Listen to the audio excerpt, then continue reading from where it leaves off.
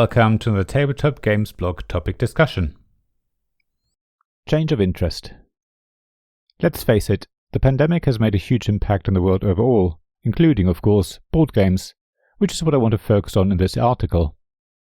Without being able to meet in person, many of us have changed how we play games, while others have stopped playing board games altogether and turned to other forms of entertainment. All of that has directly impacted the design and development of new games, and I want to try and evaluate what that impact is. This topic was inspired by the always wonderful Bez. Personally, I was able to successfully move our weekly games night online, which is great because I still get to play games with my friends, mostly every week, and it's the closest to a real games night that I can achieve given the situation. I've also started playing more often with my wife in the evenings than we used to. It's one of our ways to escape what's happening in the world and allow us to think about something else for a while. However, I know many other people have stopped playing board games and have turned to video games, or stopped playing altogether, because the day-to-day has taken over and doesn't leave enough capacity to deal with anything else for the time being. I don't know how the overall amount of board game play has changed, but I would venture that it has either roughly stayed the same, or that playtime has actually risen. I reckon probably the latter, given that more games seem to be sold all the time, and that more and more board games are now available in digital format, and given that online platforms are reporting huge increases in subscribers and overall playtime. The answer to the question about how this change has impacted the design and development of new board games seems to me all about moving online. It seems more and more developers are taking advantage of digital platforms to get their games prototyped and also playtested. I've taken part in 2 online playtest sessions myself, which seemed to be very productive for the designer. I'm not a designer myself, but I assume one advantage of online platforms is the opportunity to record sessions with relative ease, allowing for later playback and analysis. There are a number of tools that allow you to record the screen and computer audio, which are usually free and relatively easy to use.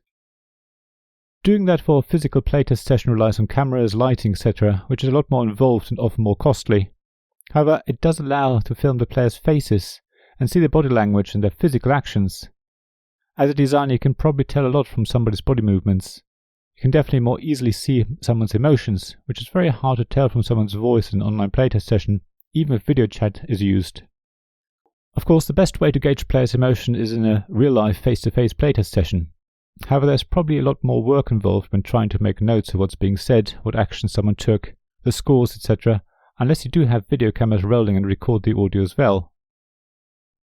There's another implication to moving online, of course. Some types of physical board games are virtually impossible to faithfully convert into the digital world. Dexterity, speed, and party games fall into that category.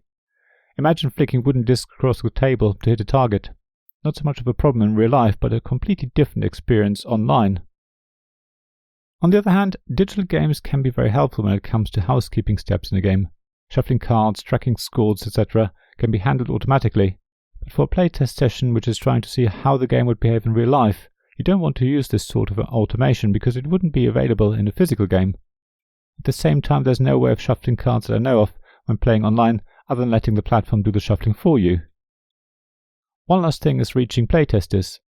Digital platforms tend to allow designers to reach out to a bigger audience, at least when you compare to how many people you might be able to reach at a convention or when trying to arrange real-life playtest sessions.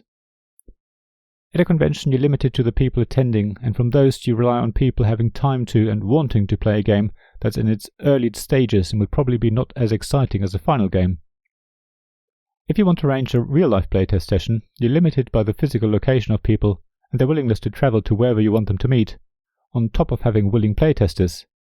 It probably ends up being the same sort of people, and it's no surprise that designers traditionally playtest each other's games at their design club, which might meet once a month. On the other hand, arranging online playtest sessions removes the need for people to be in the same place at the same time. There's no travel time, no venue needs to be found or booked, etc. The logistics are much simpler, and people are probably more likely to accept an invite because they can play at home. You're likely to find a wider range of people to playtest your game because everyone does this in their spare time rather than at a convention where everyone is constantly trying to get to the next booth or the next appointment. So yes, how games are playtested is changing and has already changed. It will affect what games we will see coming out this year and probably in the near future. Designers will have to change their approach to playtesting or bide their time until we can meet in person again. Some games will be delayed as a result or maybe never see the light of day, which is a shame.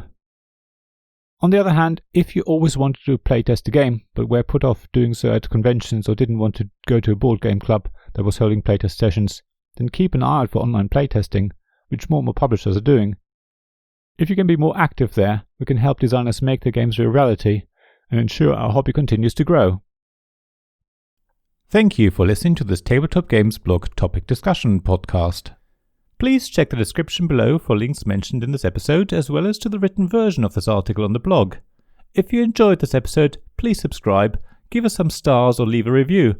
Please also tell your friends about me, and if you want to offer financial support, check out my Patreon and Ko-fi pages, links to which you'll find in the blog at tabletopgamesblog.com. So thank you again for listening, and I hope to see you again soon. This podcast was made possible by the generous help of my Patreon supporters.